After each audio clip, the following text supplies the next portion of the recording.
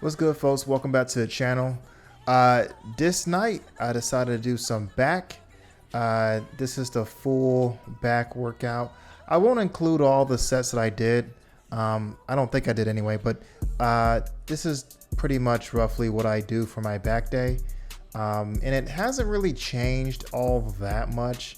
I have made some minor adjustments, but I have been doing more pull-ups. With my back workouts. I think pull-ups are a very underrated exercise, and with myself included, I used to really sleep on them. You'll be surprised who can't do like just basic pull-ups. And I'm not saying that you're not a strong person for not doing pull-ups, but pull-ups are very underrated, man. They will really tear up your back really well. I like to try to slow down the movement, and I try to squeeze the upper to middle part of my back when I'm doing pull-ups.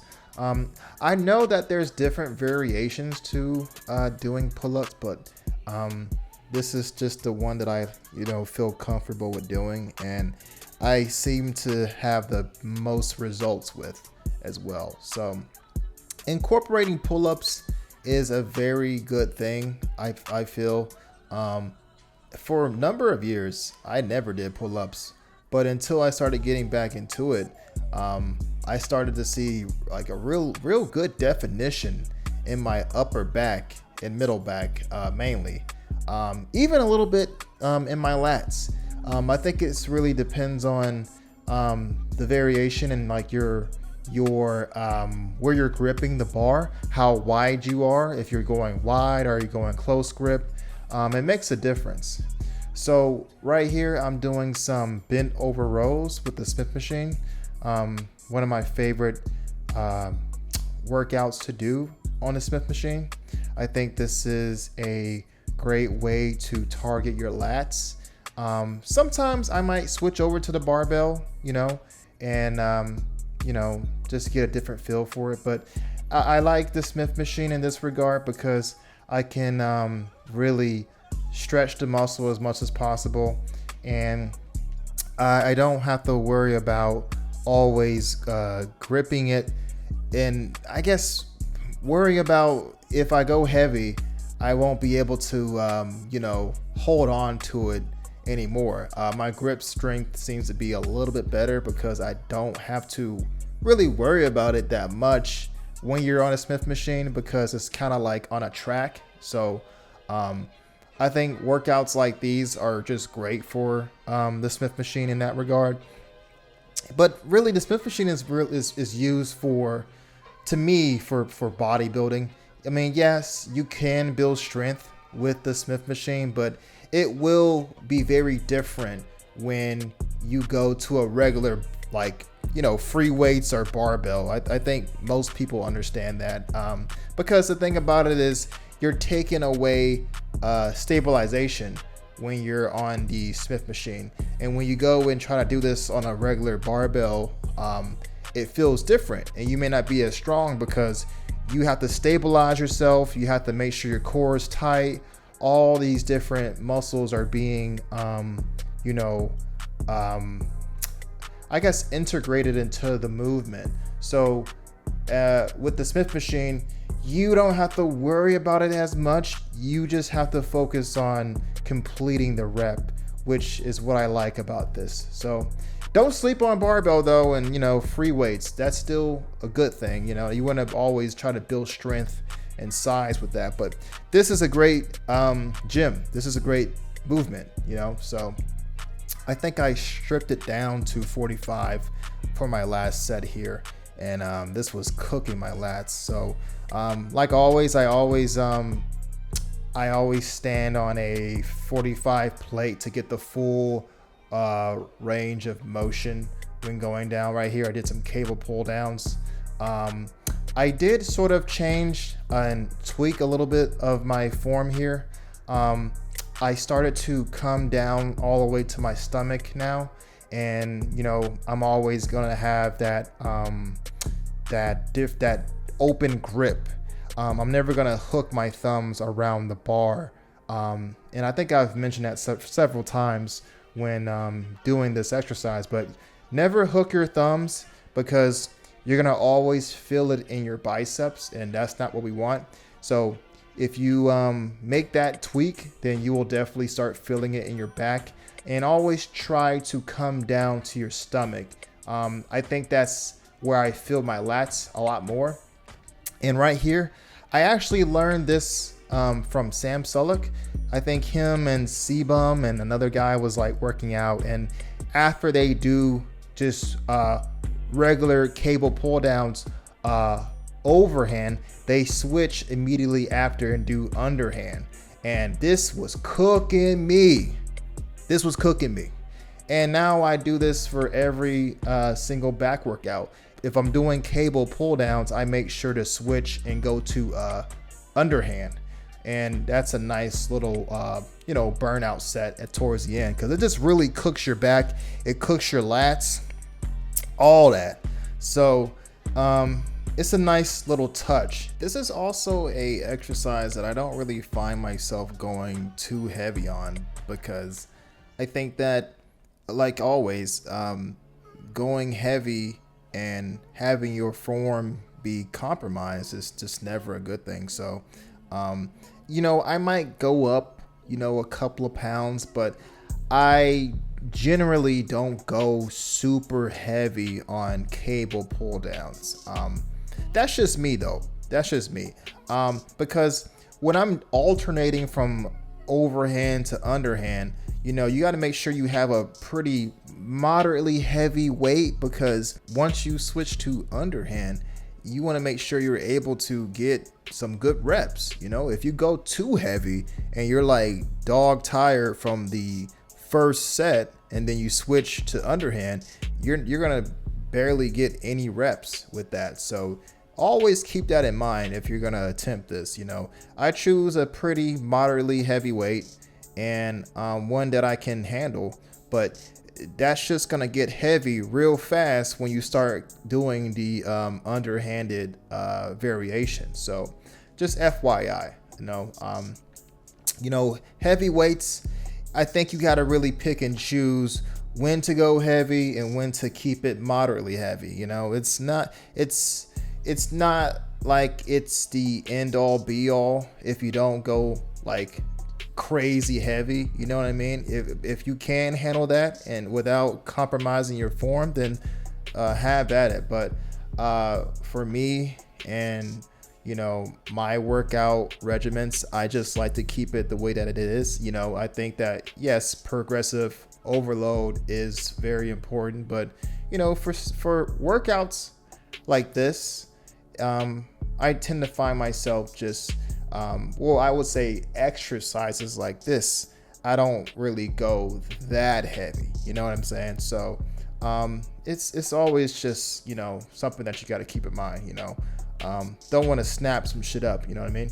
So right here is single arm cable rows, and I started doing more of these, and I like them a lot. I used to just do the seated cable rows, and I don't know, I just kind of just did not feel my lats engaging as much. So I switched to single arm cable rows, and I feel it way more in my lats here. So, and also I like the stretch. So when I'm pulling the weight, or the, what would you call it? When I'm pulling back towards the stack, I love having that stretch in my lats. And then when I'm pulling, I'm squeezing as tight as possible. That feels amazing. That really does. And as you can see, I'm not even going that heavy, but I think that it's just a great variation from the normal seated cable rows. I personally feel it really well in my lats, and I think that you can target different parts of your back depending on where your elbow is finishing through the movement. So for me here, I wanted to hit my lats, so my elbow is coming very close to my lats. If you want to hit more like middle to upper back, you could maybe sit down on the seat. And then what you would have to do is maybe flare your elbows out a bit more. And the higher you go, the more it will target, your upper to middle part of your back. Now, I haven't done that. I've always done it this way. I have different workouts to target the middle part of my back and my upper back, but I might have to just try it out to see if that's something that actually works or not. Because right here, it's this is something that I feel that is proven that works. So this is just a different angle, just kind of give you a better perspective of the whole workout.